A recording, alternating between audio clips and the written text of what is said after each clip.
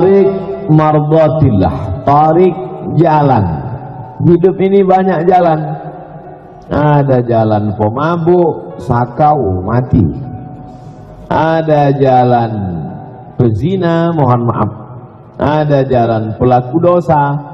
Tapi jalan yang mau dicari ini adalah satu jalan mardatillah, ridha Allah subhanahu wa ta'ala.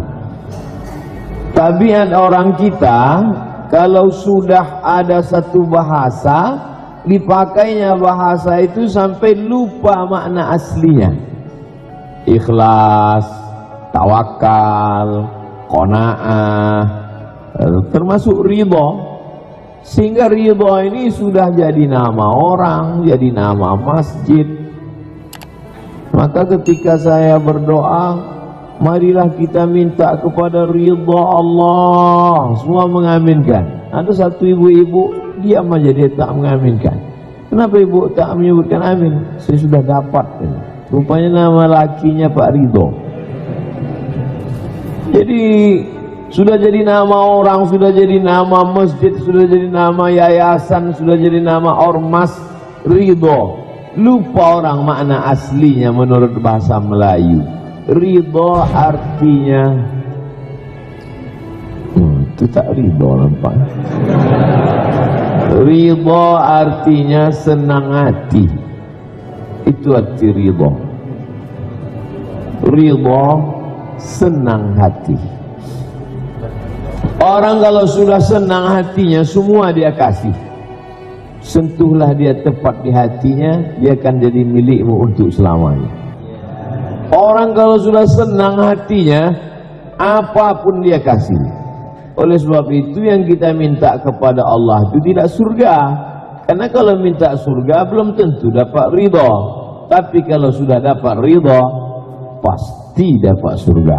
Makanya yang diajarkan doa kepada kita, Allahumma inna nas'aluka ridhaka wal jannah.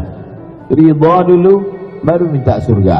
Karena kalau sudah dapat ridha Allah, pasti dapat surga. Tapi orang yang masuk surga itu belum tentu dapat ridha Allah.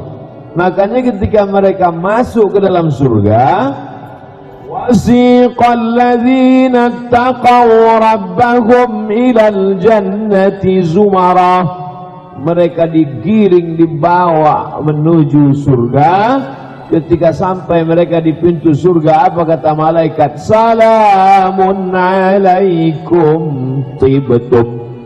Salamun alaikum, selamat untuk kamu. Tibtum, kamu sudah buat baik. Fadkhuluha khalidin, masuklah kalian ke dalam surga kekal selamanya. Masuklah mereka ke dalam surga, dapatlah mereka yang dijanjikan Allah, jannatin tajri min tahtihal anhar. Semua kenikmatan sudah dapat. Lalu apa kata Allah Ta'ala kepada penghuni surga? Madza turidun? Kalian mau apa lagi penghuni surga? Kata penghuni surga, ada yang belum kami dapat ya Allah. Apa yang belum dapat itu? Ridhaka, ridhamu belum kami dapat. Apa kata Allah Ta'ala? Kamu akan dapat ridhaku sesuai ridhamu terhadap aku. Jadi orang yang mendapat ridha Allah itu sesuai dengan ridha dia kepada Allah Subhanahu wa Ta'ala. Makanya setiap pagi kita katakan raditu billahi rabba wa bil islami dina wa bi Muhammadin nabiyyan wa rasulah. Aku tahu Allah itu ridha dengan aku atau tidak.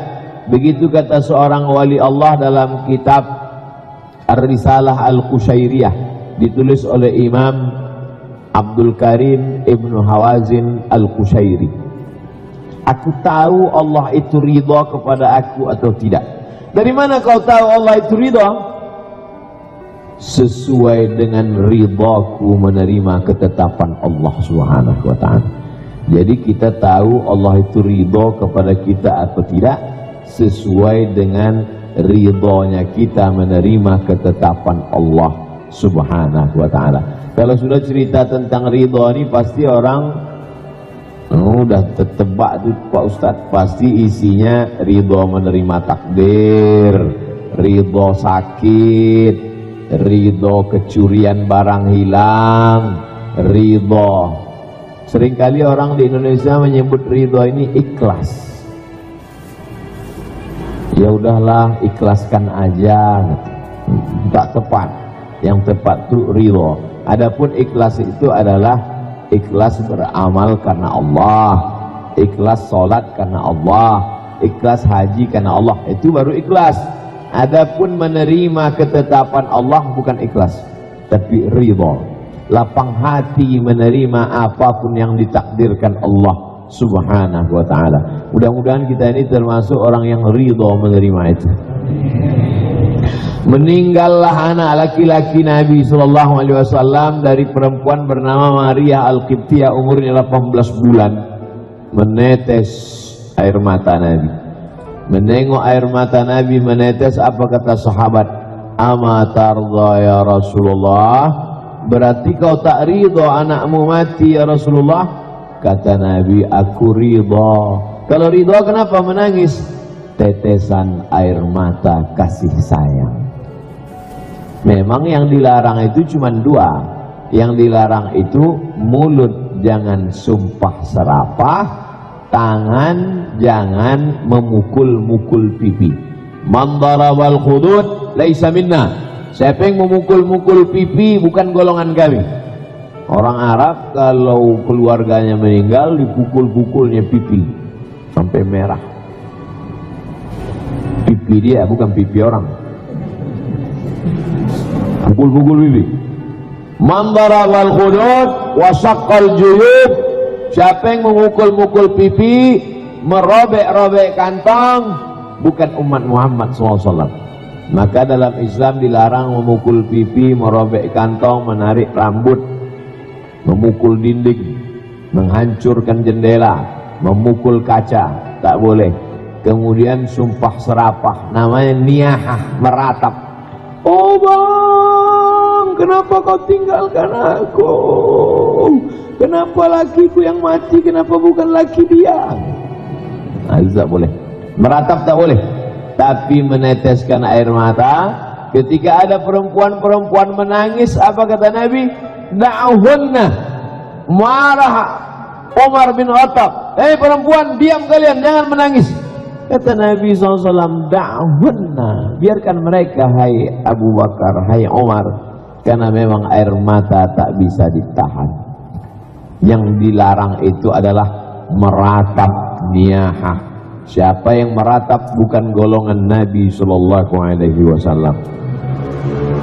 Ridha selalu dikonotasikan ridha menerima takdir, mati, sakit, terbakar, hilang. Tapi ada ridha yang lebih tinggi. Apa dia? Ridha membagi hidup ini untuk Allah lebih banyak daripada untuk diri sendiri. Nah, ini yang jarang dikaji orang. Selalunya marilah kita ridha menerima takdir Allah. Man lam yarda biqada'i, siapa yang tidak ridha menerima takdirku, walam yasbir bibala'i, tidak sabar menerima bala yang kutimpakan, falyatlub rabban siwaya, carilah Tuhan selain aku. Tak sabar kau menerima ujianku, cari Tuhan selain aku. Mana ada Tuhan selain dia? La ilaha illallah. Tapi ada ridho yang lebih tinggi, yaitu membagikan apa yang ada pada kita ini lebih banyak untuk Allah daripada untuk kita. Itulah puncak ridho. Akal ini kalau 100 isi akal ini yang dipakainya untuk dia cuma 10, yang 90 dipakainya untuk Quran. Itulah puncak ridho. Nah, itulah para al-hafiz tadi. Kepala mereka ini 100, 90 yang dipakainya untuk 10 yang dipakainya untuk dia, yang 90 dipakainya untuk Al-Quran. Kebalikan dengan kita yang tak al-hafiz nih, 90 untuk yang lain. Twitter, Facebook, WhatsApp. shopping, diving, macam-macam. Yang untuk Quran 10, berarti kita tak termasuk ridho. Andai kita tak termasuk orang yang ridho, mudah-mudahan anak cucu kita termasuk ridho. Orang hafal Quran itu apa? Tak ridho kepalanya. Satu hari dia mesti ulangi hafalan paling sedikit 2 juz. Karena kalau tak diulang lupa.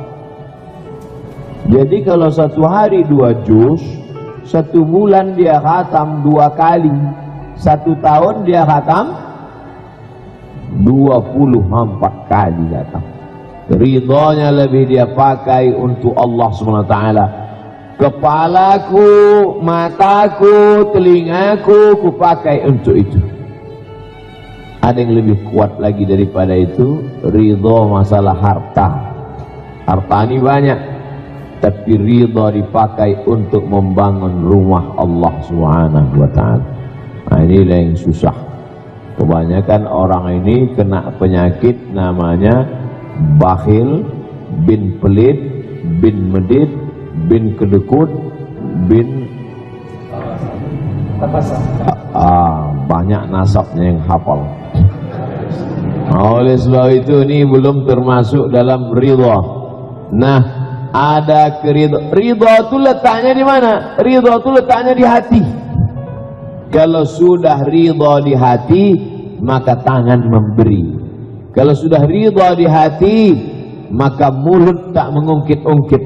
Kalau sudah ridho di hati, maka mata tak tajam memandang. Kalau masih belum ada ridho di hati, maka tangan pun memegang. Dipegang surat tanah itu sampai lapuk. Nantilah Pak Ustadz bersedekah setelah agak tua sikit. Yakburu bunu Adam. Manusia ini kalau makin tua, yang lain melemah. Kaki melemah, mata melemah, telinga melemah, tenaga melemah. Tapi ada yang 2 tetap kuat. Apa dia? Hubbul mal, makin cinta harta, wa karahiyatul maut, takut mati. Jangan sangka, ini banyak orang nyangka nantilah sedekah Pak Ustadz kalau sudah nikah, ini nabung dulu. Udah nikah mikirkan anak. Nantilah Pak Ustadz kalau anak udah kuliah mikirkan kerja. Nantilah kalau anak sudah kerja Pak Ustadz, udah kerja mikirkan nyogok masuk PNS. Nantilah Pak Ustadz kalau anak ini sudah nikah, makin susah mikirkan cucu menantu. Nantilah Pak Ustadz sudah pensiun, iya kalau malaikat maut datang sudah pensiun. Jadi sedekah ini dididik dari mulai kecil. Anak-anak sekolah mulai menyisihkan uang jajannya 1/3 untuk sedekah. Dari kecil terlonjak-lonjak, sudah besar terbawa-bawa, sudah tua terubah tidak. Begitu kata orang Melayu, membiasakan diri. Maka muncullah ungkapan Allah bisa karena terbiasa. Oleh sebab itu ridho yang paling tinggi adalah mampu berbagi, yang paling kuat cinta kepada harta. Makanya dalam Islam itu diajarkan jihad. Wa tujahiduna fi sabilillahi bi amwalikum wa anfusikum. Didulukan harta baru nyawa. Padahal orang mengatakan lebih sayang nyawa daripada harta Pak Ustaz. Tidak. Kata Allah dalam Quran, bi amwalikum, harta kamu, wa anfusikum, baru nyawa. Saya tak percaya Pak Ustaz, saya lebih sayang nyawa daripada harta. Buktinya waktu rumah kebakaran, na'udzubillah, pemadam kebakaran datang dari luar membawa damkar, bawa mobil. Apa kata dia kepada orang yang ada di rumah? Keluar Pak, keluar Bu, ini api besar. Sibuk di dalam mencari buku tabungan, surat tanah, akte notaris. Itu menunjukkan orang lebih sayang harta apa nyawa? Harta. Makanya betul kata Allah Ta'ala. Makanya setiap selesai baca Quran itu kita katakan Sadaqallahul Azim. Sadaqallahul Azim. Oleh sebab itu hari ini kita datang kemari ini sedang melihat bukti nyata bahwa ini bukan di zaman Abu Bakar, Umar, Utsman, Ali, Thalhah, Zubair, Aisyah, Hafsah, Ummu Kulthum, tapi di zaman edan modern ini masih ada lagi hamba Allah yang meridhokan, ridho asal katanya, cuman karena susah menyebut bo menjadi l, rela. Meridhokan, merelakan. Banyak kita ini merubah-rubah huruf Arab itu. Mohon maaf zahir, karena susah menyebut zo.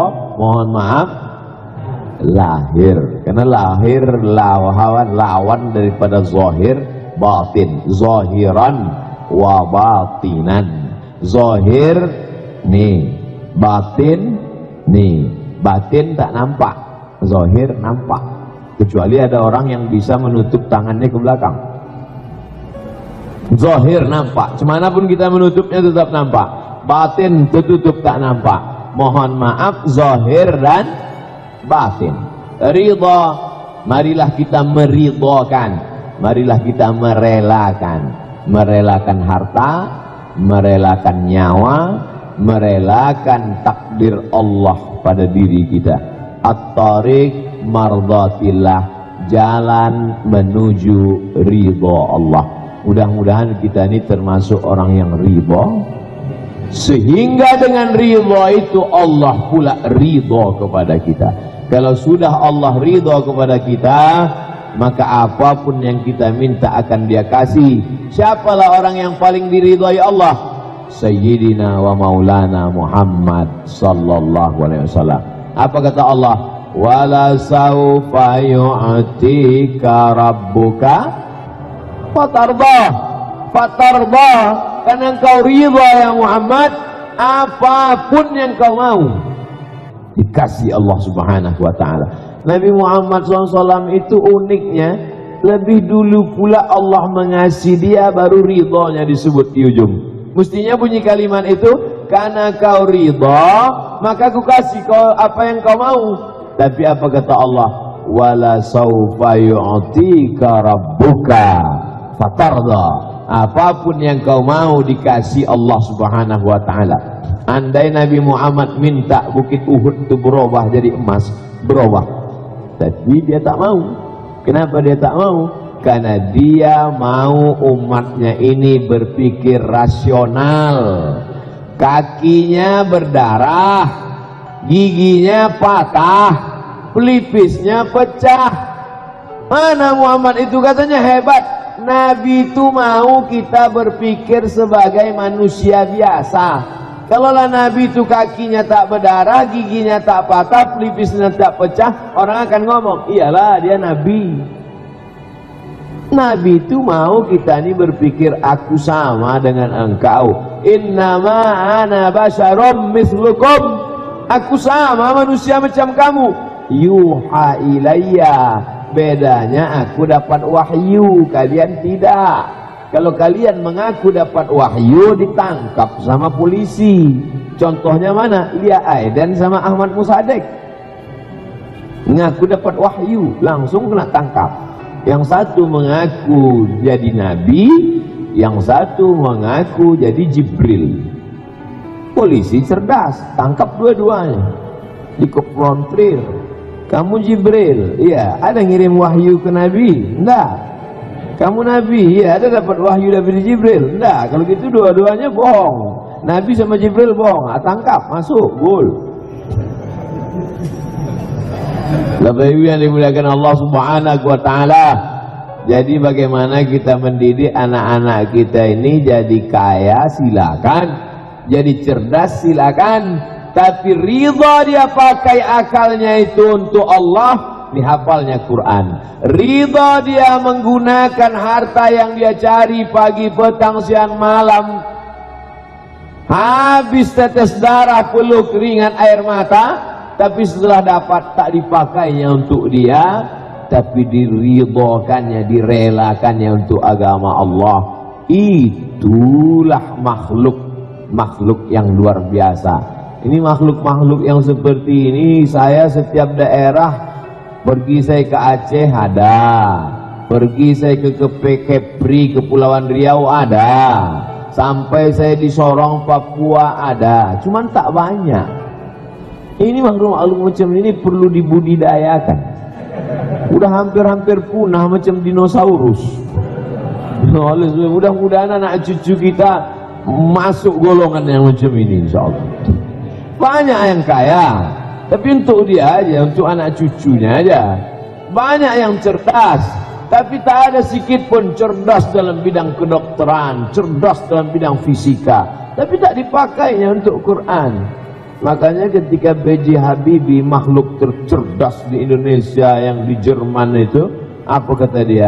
Kalaulah boleh diulang, akan kupakai kecerdasanku ini untuk ilmu agama, kata dia. Itu penyesalan dia. Tapi di akhir hayatnya dia, alhamdulillah, apa kata dia?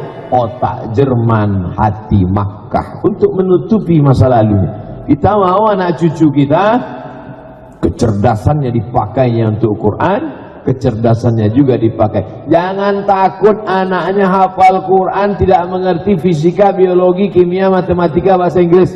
Saya sudah nanya itu Bapak Ibu guru. Ibu guru, ya. Ibu ngajar di SMP SMA, betul Pak Ustaz. Mata pelajaran apa? Umum, fisika, biologi, kimia, matematika. Apa pendapat ibu tentang anak-anak yang hafal Quran? Saya mau dengar kesan dia. Kalau ustadz yang ngomong, ustazah yang bicara, iyalah ustadz itu kan membela-bela Quran karena dia ngajar Quran. Ini guru fisika, guru kimia, guru biologi, guru matematika. Apa pendapat kalian tentang anak yang hafal Quran? Pengalaman saya Pak Ustadz, ngajar mereka nih, mereka lebih cepat nangkap. Itu pengakuan guru fisika, matematika, bahasa Inggris, kimia, fisika, mata pelajaran umum. Kenapa mereka lebih cepat menangkap? Tangkap tak nangkap itu kan otak. Otak itu ciptaan Allah. Kalau Allah sudah berkehendak, innama amruhu iza arada syai'an ayakula lahu kun. Selesai. Ada kalam Allah di dalam, ada firman Allah di dalam, maka dimudahkan Allah. Yassarnal Qur'ana lidzikri fahal mim muddakir. Kami mudahkan dia, kata Allah. Allah memudahkan dia. Setengah mati kita minta mudah, tak mudah. Tapi kalau Allah memudahkan, ya muyassir kull asir, engkau memudahkan segala yang sulit. Allahumma la sahla, tak ada kemudahan illa ma ja'altahu sahla, kecuali engkau menjadikan yang mudah. Wa anta taj'alul hazana idza syi'ta sahla. Jadi jangan takut anaknya ngapal Quran. Nanti kalau anak saya ngapal Quran, gimana dia belajar bahasa Inggris? Nanti kalau anak saya hafal Quran, gimana dia mau belajar fisika? Kalau anak saya hafal Quran, gimana nilai kimianya? Apa kata rektor UII, Universitas Islam Indonesia Yogyakarta, yang paling banyak di fakultas kedokteran itu yang dapat beasiswa adalah penghafal Quran. Kenapa? Karena anak penghafal Quran dapat bonus beasiswa full. Full artinya kuliahnya gratis, dapat beasiswa uang saku, dapat penginapan. Itu rektornya sendiri yang bicara langsung ke saya. Waktu saya tak bisa ceramah di UGM, diterima oleh UII. Sebetulnya itu yang mau disampaikan. Artinya apa? Artinya jangan pernah takut. Ini banyak orang yang berpikiran sempit. Nanti kalau anak saya hafal Quran, gimana Pak Ustadz makannya? La ilaha illallah.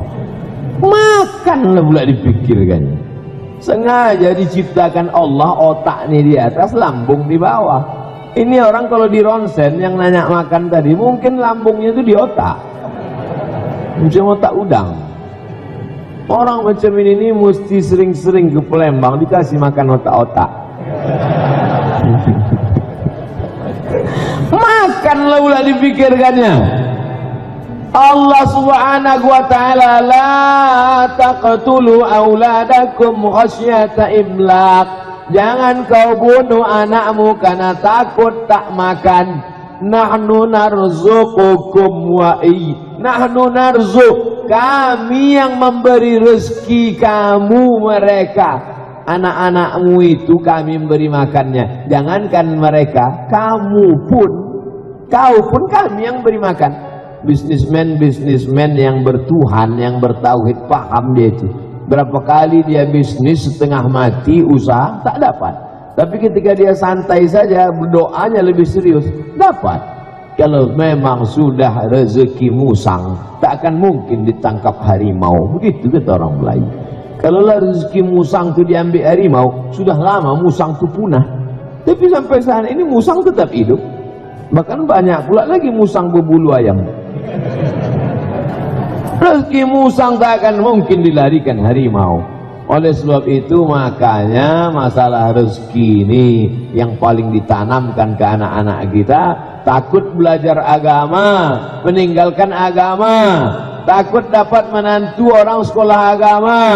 Kalau datang SE cepat, kalau datang SH cepat kurang cepat. Pas datang SAG ragu. Padahal SAG itulah yang membimbing talqin la ilaha illallah. Padahal yang itulah yang membacakan tengah malam Yasin wal Qur'anil Hakim innaka laminal mursalin. Tapi kadang orang ini akalnya memang susah untuk meyakinkan lalat bahwa bunga itu harum semerbak. Bukan hadis, dapat saya di grup WhatsApp. Bapak Ibu yang dimuliakan Allah, susah kita mau meyakinkan lalat bahwa bunga itu harum semerbak. Tetap tai ayam itu juga lah yang dihirupnya. Tapi kewajiban Ustadz memang tetap menyampaikan. Tak muak Ustadz menyampaikan ini. Selama kau masih didengar orang, Abdul Somad, sampaikanlah. Sampai masanya nanti kau mau bercakap, orang tak mau dengar. Kapan itu? Udah mati. Kita udah mati itu tetap juga bisa bercakap. Cuman kita bercakap orang lari. Dia tak manggil Ustadz Somad, hantu Somad kata dia. Oleh sebab itu selama masih bisa bercakap, selama masih mau orang mendengar, bicaralah. Innaka la tusmi'us summa. Tapi ada masanya kau tak bisa membuat orang mati itu bisa mendengar. Siapa yang dimaksud orang mati tak bisa mendengar? Kalau tak bisa orang mati itu mendengar, untuk apa kita ucapkan Assalamualaikum ya ahlad diyar, Assalamualaikum ya ahlal kubur? Maksudnya orang yang mati hatinya, maka telinganya tak bisa mendengar. Pertama kali mati itu hati. Khatamallahu ala qulubihim. Setelah hati mati, menular ke telinga. Wa ala sam'ihim. Setelah itu menular ke mata. Wa ala absarihim ghishawah. Hati tertutup, telinga tersumbat, mata terkunci. Summum bukmun amyun fakum la ya'qilun. Pekak, buta, tuli, bisu, tak lagi dapat berpikir. Tapi Allah masih sayang. Allah sayang, tak bisa kita bedakan mana orang berpikir, mana tidak. Sama semua. Rambut sama hitam, isi kepala macam-macam. Andailah Allah itu tak sayang, tertulis di sini no responding, not responding, tak berpikir gitu. Tapi Allah masih sayang, ditutupinya. Kita ini mulia bukan karena kita hebat, kita ini mulia karena ditutupi Allah Ta'ala aib-aib kekurangan kita. Abdul Somad mulia karena ditutupi dengan sorban, ditutupi dengan baju hijau. Kenapa mesti hijau? Karpet hijau, baju hijau, background kaligrafi hijau, kubah hijau. Karena dalam Quran disebut pakaian penghuni surga itu sundusin khudrin wa istabrak, kain sutra berwarna hijau. Ini geladinya aja ini. Geladi kotor ini warna hijau. Nggak percaya saya Pak Ustaz. Nabi SAW memilih warna hijau. Makanya sorban Nabi itu ada warna hitam waktu mau perang, ada warna putih, ada warna hijau. Ada riwayat burdatun khadra, burdah jubah yang dipakai para habaib, biasanya 2 lapis, di dalam putih, di luar ada yang kuning, ada yang merah, ada yang khadra hijau, jubah warna hijau macam saya ini lah, di dalam putih, di luar nih hijau. Tapi kalau kita lihat pula dokter-dokter waktu operasi jubahnya warna hijau. Itu bukan kebetulan, karena dokter ketika mengoperasi matanya menengok darah merah, berjam-jam menengok darah. Rupanya mata ini kalau terlalu lama menengok warna merah itu bisa tidak fokus, bisa salah gunting. Mau menggunting urat, tergunting yang lain, hilang barang tuh. Maka mata tak fokus karena berjam-jam menengok warna merah. Untuk mengalihkan supaya mata tajam lagi, itulah maka dibuat baju itu warna. Betullah kata Imam Abu Hamid Al-Ghazali, kalau mau mata itu awet, sering-sering menengok warna hijau. Mau awet mata bapak ibu, tengoklah saya ini lama-lama. Pahamlah kita kenapa kubah Masjid Nabawi itu warna hijau. Tahulah kita kenapa karpet Taman Raudhah warna hijau. Kenapa? Karena ternyata secara medis pun mata memang disuruh. Kata Imam Al-Ghazali, kalau mata mau awet, seringlah menengok warna hijau. Maka kita tengok kadang ada orang yang fanatik dengan hijau, semuanya hijau, sampai batu cincin hijau, lalu kemudian jubah hijau, sorban hijau. Tapi na'udzubillah, warna hijau ini beberapa tahun yang lalu pernah diburukkan, dijelekkan. Saya pun malu menyebutnya, kolor hijau. Ada maling pencuri dulu. Na'udzubillah. Nah, jadi semuanya simbol-simbol ini penuh dengan makna.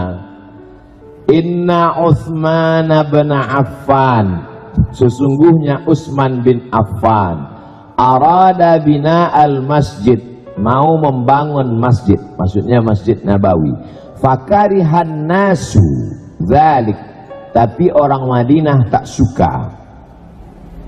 Biasanya kaligrafi itu ayat-ayat Quran, tapi masjid Tariq Mardatillah hadis Nabi dibuat. Sesungguhnya Utsman bin Affan ingin bangun masjid, tapi orang tak suka, orang tak setuju orang Madinah dia bangun masjid. Fa'ahabbu ayyada'ahu, mereka ingin supaya Utsman jangan merenovasi Masjid Nabawi. Ala hayatihi, biarkan Masjid Nabawi itu bentuk aslinya macam yang dibangun Nabi Muhammad SAW. Faqala, Utsman berkata, sami'tu Rasulullah SAW yaqul, aku mendengar Rasulullah bersabda, man bana masjidan lillah, siapa yang membangun masjid ikhlas karena Allah, banallah lahu baitan fil jannah, dibangunkan Allah untuknya satu tempat dalam surga. Itu hadisnya.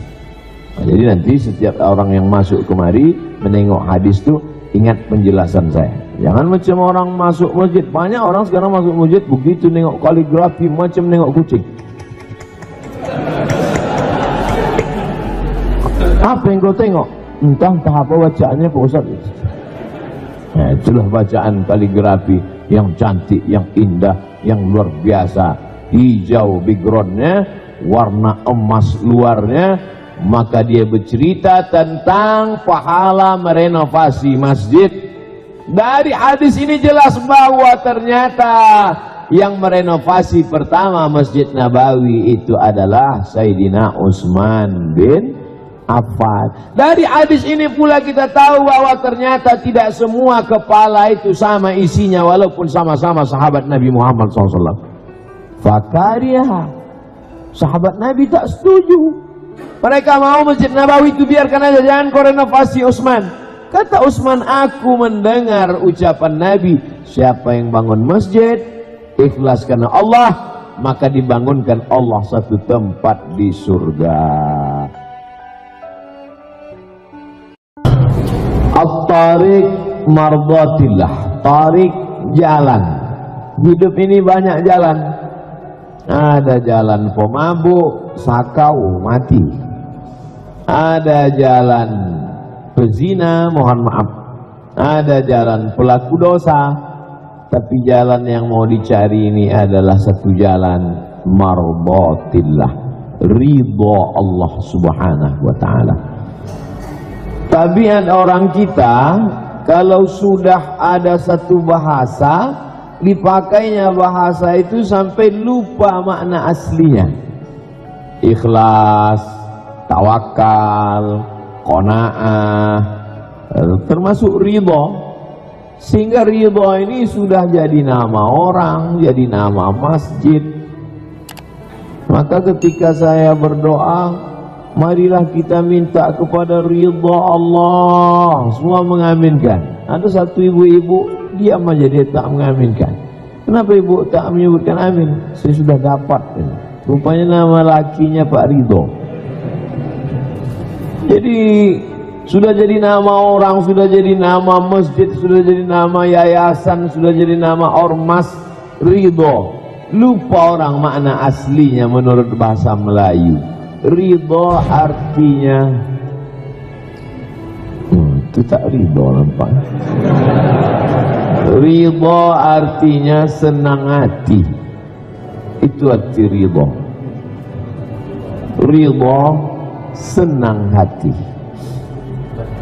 Orang kalau sudah senang hatinya, semua dia kasih. Sentuhlah dia tepat di hatinya, dia akan jadi milikmu untuk selamanya. Orang kalau sudah senang hatinya, apapun dia kasih. Oleh sebab itu yang kita minta kepada Allah itu tidak surga. Karena kalau minta surga belum tentu dapat ridha. Tapi kalau sudah dapat ridha, pasti dapat surga. Makanya yang diajarkan doa kepada kita, Allahumma inna nas'aluka ridhaka wal jannah. Ridha dulu baru minta surga. Karena kalau sudah dapat ridha Allah, pasti dapat surga. Tapi orang yang masuk surga itu belum tentu dapat ridha Allah. Makanya ketika mereka masuk ke dalam surga, wasiqal ladzina taqaw rabbahum ilal jannati zumara. Mereka digiring, dibawa menuju surga. Ketika sampai mereka di pintu surga, apa kata malaikat? Salamun alaikum tibtum. Salamun alaikum, selamat untuk kamu. Tibtum, kamu sudah buat baik. Fadkhuluha khalidin, masuklah kalian ke dalam surga kekal selamanya. Masuklah mereka ke dalam surga, dapatlah mereka yang dijanjikan Allah, jannatin tajri min tahtihal anhar. Semua kenikmatan sudah dapat. Lalu apa kata Allah Ta'ala kepada penghuni surga? Madza turidun, kalian mau apa lagi penghuni surga? Kata penghuni surga, ada yang belum kami dapat ya Allah. Apa yang belum dapat itu? Ridhaka, ridhamu belum kami dapat. Apa kata Allah Ta'ala? Kamu akan dapat ridhaku sesuai ridhamu terhadap aku. Jadi orang yang dapat ridha Allah itu sesuai dengan ridha dia kepada Allah Subhanahu wa Ta'ala. Makanya setiap pagi kita katakan raditu billahi rabba wa bil islami dina wa bi Muhammadin nabiyyan wa rasulah. Aku tahu Allah itu ridha dengan aku atau tidak. Begitu kata seorang wali Allah dalam kitab Ar-Risalah Al-Qushairiyah, ditulis oleh Imam Abdul Karim Ibnu Hawazin Al-Qushairi. Aku tahu Allah itu ridha kepada aku atau tidak. Dari mana kau tahu Allah itu ridha? sesuai dengan ridhaku menerima ketetapan Allah Subhanahu wa ta'ala. Jadi kita tahu Allah itu ridha kepada kita atau tidak sesuai dengan ridhonya kita menerima ketetapan Allah Subhanahu wa ta'ala. Kalau sudah cerita tentang ridha ini pasti orang udah tertebak tuh Pak Ustadz, pasti isinya ridha menerima takdir, ridha sakit, ridha kecurian barang hilang, ridha. Seringkali orang di Indonesia menyebut ridha ini ikhlas. Ya udahlah, ikhlaskan aja, tak tepat. Yang tepat itu ridha. Adapun ikhlas itu adalah ikhlas beramal karena Allah, ikhlas sholat karena Allah, ikhlas haji karena Allah, itu baru ikhlas. Adapun menerima ketetapan Allah bukan ikhlas, tapi ridha, lapang hati menerima apapun yang ditakdirkan Allah Subhanahu wa ta'ala. Mudah-mudahan kita ini termasuk orang yang ridha menerima itu. Meninggallah anak laki-laki Nabi SAW dari perempuan bernama Maria Al-Qibtiyah, umurnya 18 bulan. Menetes air mata Nabi. Menengok air mata Nabi menetes, apa kata sahabat? Ama tardha ya Rasulullah, berarti kau tak ridha anakmu mati ya Rasulullah? Kata Nabi, aku ridha. Kalau ridha kenapa menangis? Tetesan air mata kasih sayang. Memang yang dilarang itu cuma dua. Yang dilarang itu mulut jangan sumpah serapah, tangan jangan memukul-mukul pipi. Man darabal khudud laisa minna. Siapa yang memukul-mukul pipi bukan golongan kami. Orang Arab kalau keluarganya meninggal dipukul-pukulnya pipi sampai merah. Pipi dia bukan pipi orang. Pukul-pukul pipi. Man darabal khudud wa syaqqal juyub. Siapa yang memukul-mukul pipi, merobek-robek kantong, bukan umat Muhammad SAW. Maka dalam Islam dilarang memukul pipi, merobek kantong, menarik rambut, memukul dinding, menghancurkan jendela, memukul kaca, tak boleh. Kemudian sumpah serapah, namanya niyahah, meratap. Oh bang, kenapa kau tinggalkan aku? Kenapa lakiku yang mati, kenapa bukan laki dia? Nah, itu tak boleh. Meratap tak boleh. Tapi meneteskan air mata. Ketika ada perempuan-perempuan menangis, apa kata Nabi? Da'uhunna. Marah Umar bin Khattab. Hei perempuan, diam kalian, jangan menangis. Kata Nabi SAW, da'uhunna. Biarkan mereka, hai Abu Bakar, hai Umar.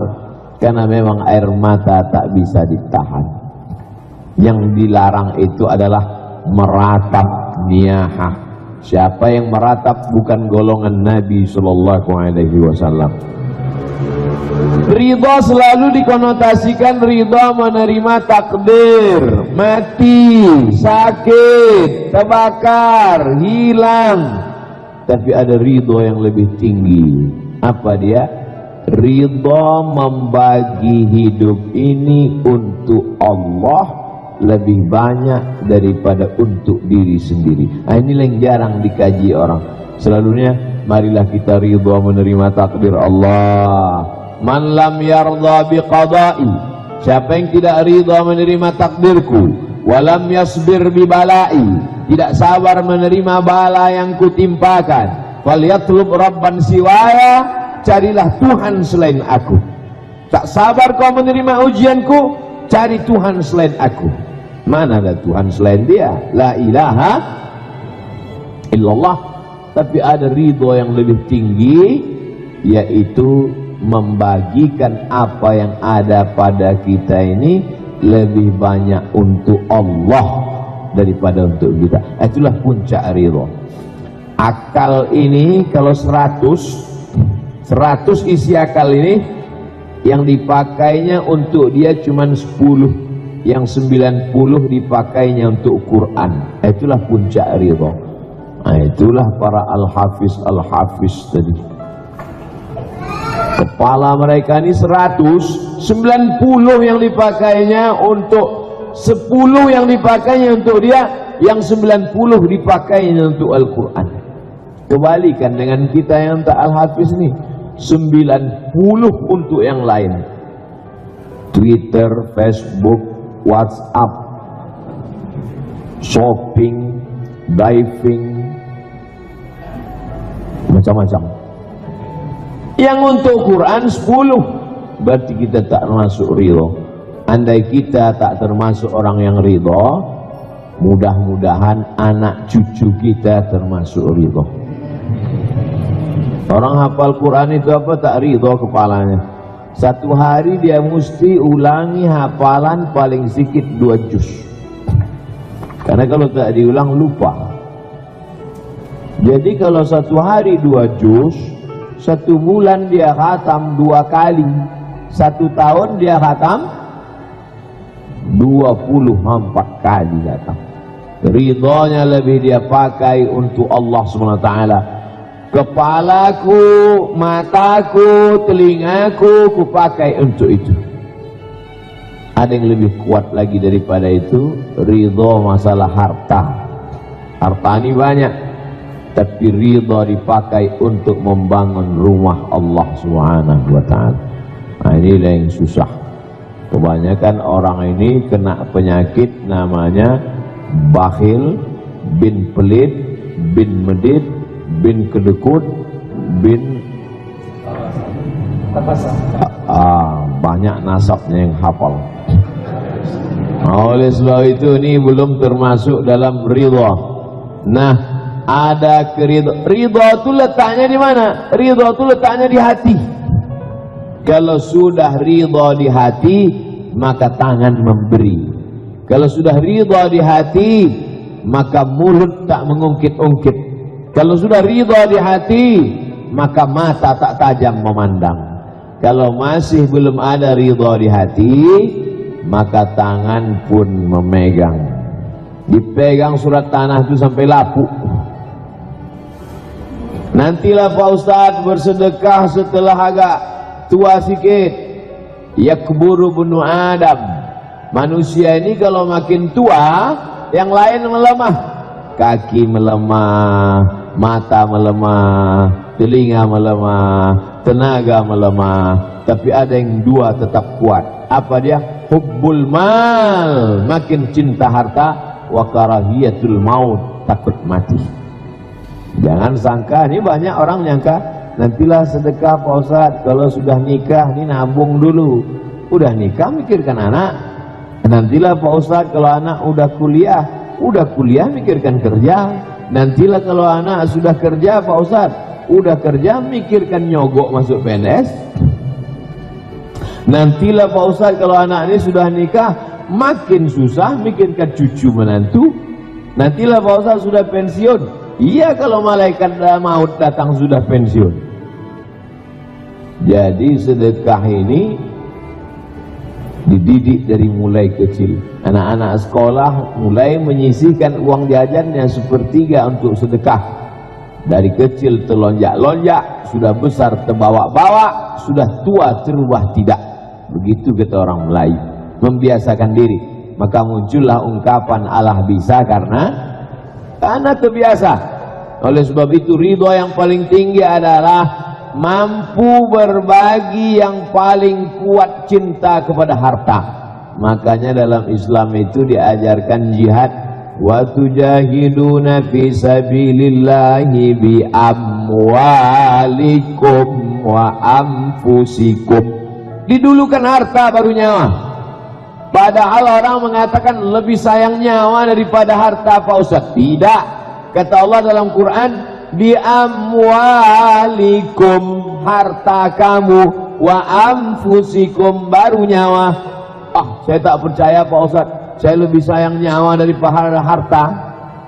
Buktinya waktu rumah kebakaran, na'udzubillah, pemadam kebakaran datang dari luar membawa damkar, bawa mobil. Apa kata dia kepada orang yang ada di rumah? Keluar Pak, keluar Bu, ini api besar. sibuk di dalam mencari buku tabungan, surat tanah, akte notaris. Itu menunjukkan orang lebih sayang harta apa nyawa?